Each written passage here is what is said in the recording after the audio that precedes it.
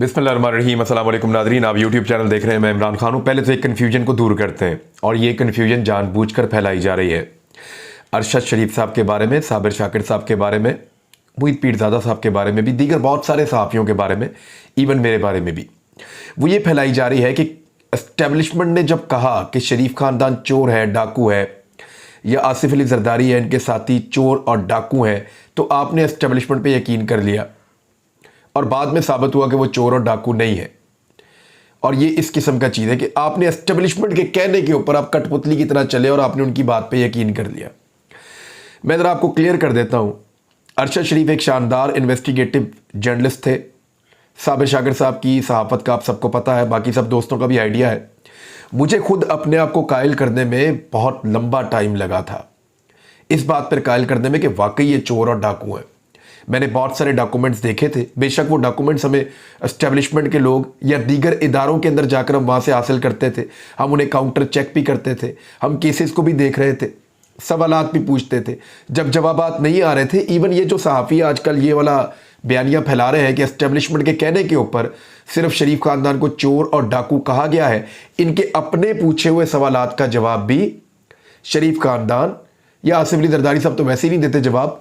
तो ये जो करप्ट लोग हैं जिन्होंने मुल्क को लूटा है या मनी लॉन्ड्रिंग की है, वो लोग इनके अपने सवालात का जवाब भी नहीं दे पा रहे थे, आज तक नहीं दे पा रहे हैं। अदालतों से इनको बाकायदा सजाएं हुई हैं। NRO 2 अगर ये हासिल ना करते, कानून को तब्दील ना करते, तो ये नहीं बचते।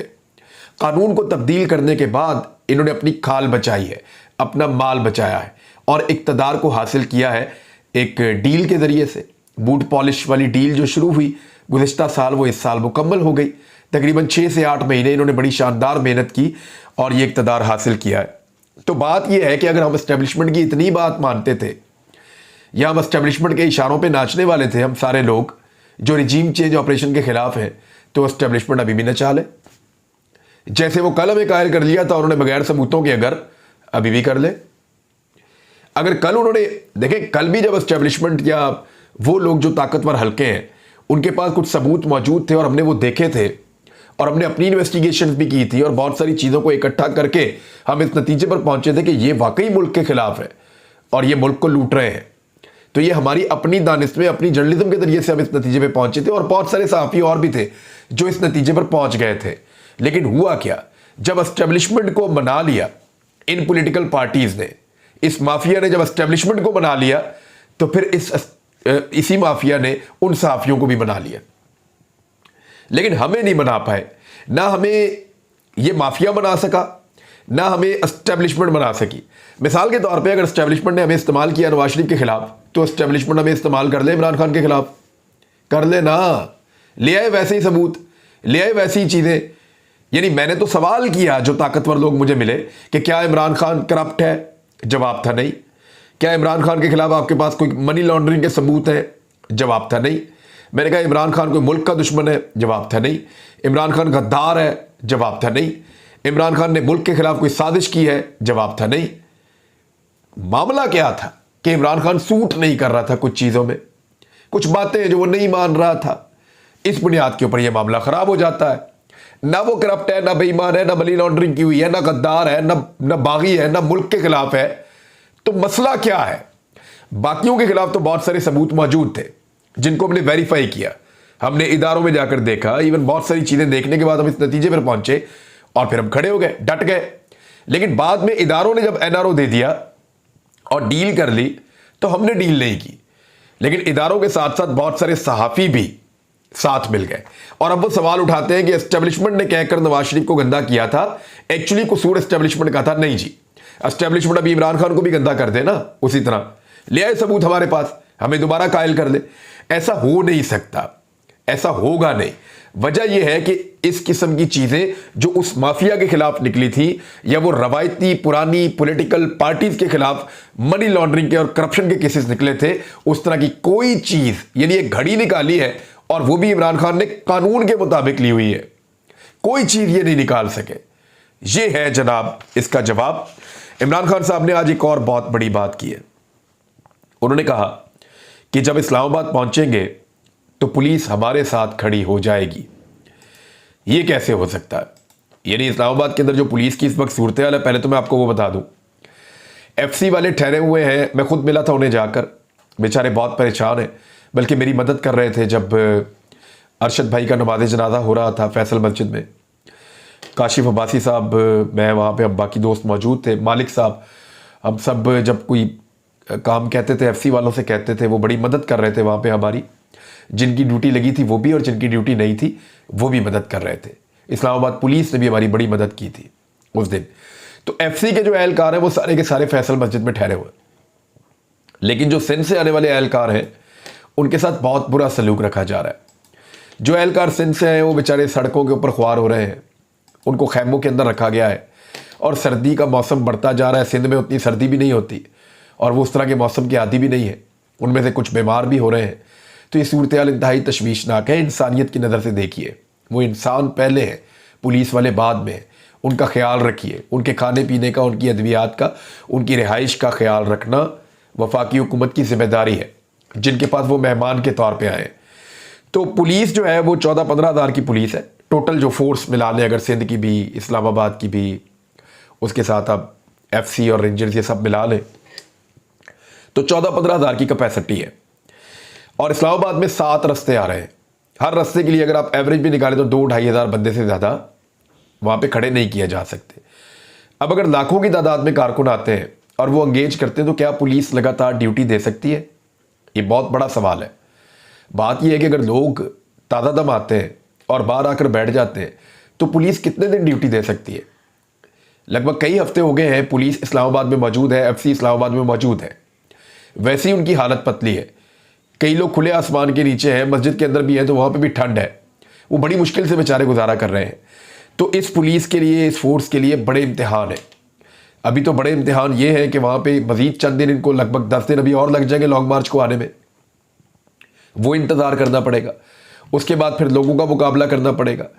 तो ये बड़ी टफ चीज़ है। और इमरान खान साहब का इस मौके पर ये क्लेम आना कि पुलिस हमारे साथ मिल जाएगी जिस वक्त हम इस्लामाबाद पहुंचेंगे, ये बहुत इंपॉर्टेंट है। अब एक नया पत्ता चलने की कोशिश की है, FIA ने इमरान खान साहब को तलब कर लिया है साइफर ऑडियो लीक्स में और ममनुआ फंडिंग केस के अंदर। लेकिन मेरा नहीं ख्याल इमरान खान साहब अब जा पाएंगे, क्योंकि वो लॉन्ग मार्च के साथ साथ चल रहे हैं। 2 नवंबर को दिन 12 बजे उनको तलब किया गया है, और असद उमर साहब को भी तलब किया गया है, इमरान खान साहब को भी, और शाह महमूद कुरैशी साहब को 3 नवंबर के लिए तलब किया है, असद उमर साहब 2 नवंबर को। बहुत मुमकिन है इनको गिरफ्तार करने की एक साजिश हो, कोशिश हो, लेकिन इस मरतबा ये हजरात पेश नहीं होंगे और बाद में अदालत से रुजू करेंगे। जो भी मामला होगा उसको बाद में देखा जाएगा। इमरान खान साहब ने जनरल बाजवा के बारे में इंटरव्यू देते हुए एक बड़ी अहम बात की है।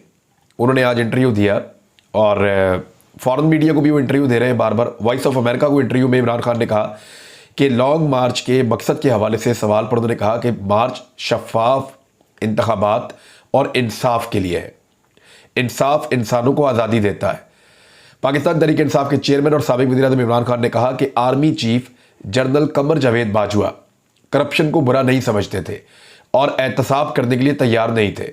उन्होंने कहा कि कानून की बालादस्ती और ताकतवर और कमज़ोर को बराबर करके माशरे को आज़ाद किया जा सकता है।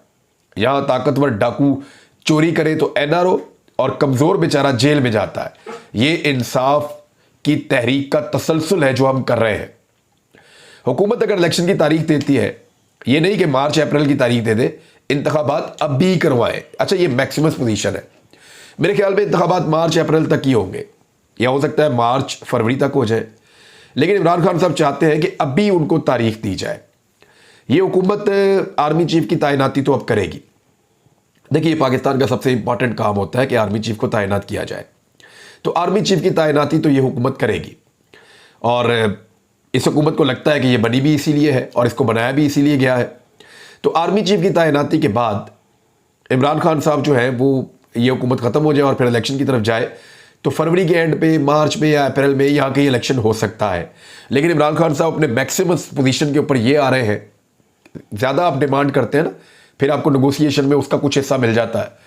तो हो सकता है कि हुकूमत शुरू हो, नहीं जी हम मई में या जून में करवा लेंगे या बजट के बाद करवा लेंगे, और इमरान खान साहब कहें नहीं जी नहीं आप अभी करवाएं, तो फिर बीच का कोई रास्ता निकले। ये मुमकिन है, बाद में ये हो सकता है। लेकिन एक खबर मैं आपको देता हूँ, और ये बड़ी खबर है। खबर की तफसील मैंने निकाली है और उसकी हमने थोड़ी सी रिसर्च की है। हुकूमत ने आईएमएफ की जो शर्त है वो पूरी कर दी है। पेट्रोल और डीजल दोनों के ऊपर जो पेट्रोलियम डेवलपमेंट लेवी जो है वो 50 रुपए कर दी गई है। यानी 1 नवंबर से हुकूमत ने पेट्रोल पर पीडीएल की मद में 2.74 का इजाफा किया है, लेकिन पेट्रोल की कीमत वहीं पे रखी गई है 225 रुपए की। अब क्योंकि आलमी मंडी में पेट्रोल की और डीजल की कीमत कम हो रही है, तो हुकूमत उसको कम नहीं कर रही, बल्कि वो ये कर रही है कि यहां पे कीमत को वही रोक रही है और वो रिलीफ जो आना है वो पब्लिक को नहीं दे रही। मैं आपके सामने एक डाटा रखता हूं, ये हमने आज निकाला है इसका परसेंटेज के अंदर, आप इसको देख लीजिए गौर से, आपको सब समझ आ जाएगी। आलमी मंडी में इस वक्त जो पेट्रोल की कीमत है ये लगभग 87-88 डॉलर की है फी बैरल। 87-88 डॉलर फी बैरल, ये आलमी मंडी में इस वक्त की कीमत है। 7 मार्च को इमरान खान साहब के खिलाफ 8 मार्च को पेश किया गया था तहरीक अदम एतमाद, तो 7 मार्च को इमरान खान साहब की जब हुकूमत थी तो 123 डॉलर तक जो है वो ब्रेंट चला गया था, 123 डॉलर तक। इस वक्त जो है वो 88-87 डॉलर, बाद औक़ात इससे कम भी हो रहा है। अगर आप इसको परसेंटेज के अंदर निकालें ना, तो पेट्रोल की कीमत में जो इस वक्त कमी हुई है वो लगभग 29 से यानी 28.5 से 30% के दरमियान हुई है। यानी अगर ज़्यादा थोड़ी सी कम हो जाए कीमत तो 30%, 32% कम हो जाती है इमरान खान साहब के दौर के मुकाबले में। लेकिन इस वक्त अगर मैं आपको आज की बताऊं तो लगभग 29% कम हुई है पेट्रोल की कीमत आलमी मंडी में इमरान खान के दौर के मुकाबले में। 29% कीमत वहां पे कम हो गई, तो होना यह चाहिए था कि पाकिस्तान में भी 29% कीमत कम हो जाती इमरान खान के पेट्रोल के मुकाबले में। लेकिन 29% कम होने की बजाय 50% कीमत को बढ़ा दिया गया। जब 50% कीमत को बढ़ाया गया, कैसे? 150 रुपए का इमरान खान साहब दे रहे थे, 225 रुपए का ये हुकूमत दे रही है, 75 रुपए का इजाफा हुआ तो 50% सीधा सीधा बढ़ गया। तो जब ये 50% बढ़ गया, 50% बढ़ा दिया 29% कम करने की बजाय, तो ये 79% बनता है। लगभग 80% पेट्रोल की कीमत में इजाफा किया है मौजूदा इंपोर्टेड हुकूमत ने, और आईएमएफ की सारी शराइत इन्होंने मान ली है। उसकी वजह से पाकिस्तान के ऊपर बहुत दबाव है। महंगाई की जो शरह है वो इस महीने की अक्टूबर की मैं आपको बता देता हूं कि जो अक्टूबर में महंगाई की शरह है वो सरकारी आदाद शुमार के मुताबिक 26.6% तक पहुंच गई है। मैं कुछ चीज़ों को आपको बता देता हूं। ट्रांसपोर्ट का जो इजाफा हुआ है वो 54% तक का इजाफा हुआ है। जो पेरिशेबल आइटम्स हैं, जो जल्दी खराब हो जाती हैं, उनमें 70% का इजाफा हुआ है। अल्कोहल वाले मशरूबात या तंबाकू, उसमें 35% का इजाफा हुआ है। रेस्टोरेंट और होटल्स में 30% का इजाफा हुआ है। वो चीज़ें जो ख़राब नहीं होती उनमें 31% का इजाफा हुआ है। घरेलू सामान की जो मरम्मत होती है या फर्निशिंग होती है उसमें 28% तक का इजाफा हुआ है। और जो दीगर खिदमात और मुख्तलिफ चीज़ें आप मार्केट से लेते हैं उनमें 22.3% का इजाफा हुआ है। तफरीह के जो मामला हैं, अगर आप तफरीह करना चाहते हैं बच्चों के साथ तो उसमें, या अपनी फैमिली के साथ, तो वो उसमें 24% का इजाफा हुआ है। कपड़ों और जूतों की कीमत में 18.28% का इजाफा हुआ है। सेहत की जो सहूलियात शहरियों को मिलती हैं उनमें 16.25% तक का इजाफा हुआ है, 16.23%। तालीम के अखराजात में 11% तक का इजाफा हुआ है। मवासलात में 1.5% तक का इजाफा हुआ है। हाउसिंग और यूटिलिटीज़ में 12% तक का इजाफा हुआ है। ये महंगाई बढ़ी है इस महीने में, और लगातार महंगाई बढ़ती चली जा रही है, बढ़ती चली जा रही है, कोई कंट्रोल नहीं है। अरशद शरीफ साहब के केस के अंदर एक और डेवलपमेंट है। ना सिर्फ पीटीआई ने एक मुतालबा किया है, पीटीआई ने कहा कि इंटरनेशनल ह्यूमन जर्नलिस्ट की सरबराही में तहकीकाती कमीशन बनाया जाए, ये उन्होंने मुतालबा किया है। जबकि सहाफ़ती तंजीमों ने भी हुकूमती कमीशन को मुस्तरद कर दिया है अरशद शरीफ साहब की वालदा के बयान के बाद। पीएफयूजे के रहनुमा लाला असद पठान ने कहा कि अरशद शरीफ कई मरतबा खतरात का इजहार कर चुके थे।